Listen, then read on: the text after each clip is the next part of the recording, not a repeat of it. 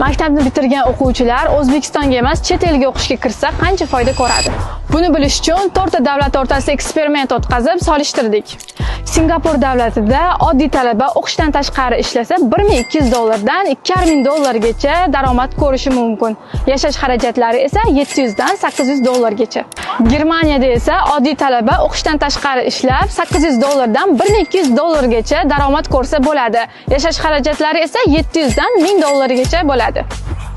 Malayziyada esa talabalar o'qishdan tashqari ishlab $200 dan $500 daromad ko'rsa bo'ladi.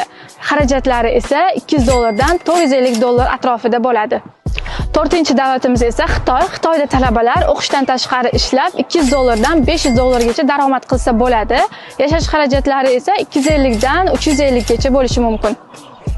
Agar siz ham chet el universitet dasturlarida o'qishni istasangiz, hoziroq izohlarda plus belgisini qoldiring va biz siz bilan bog'lanamiz.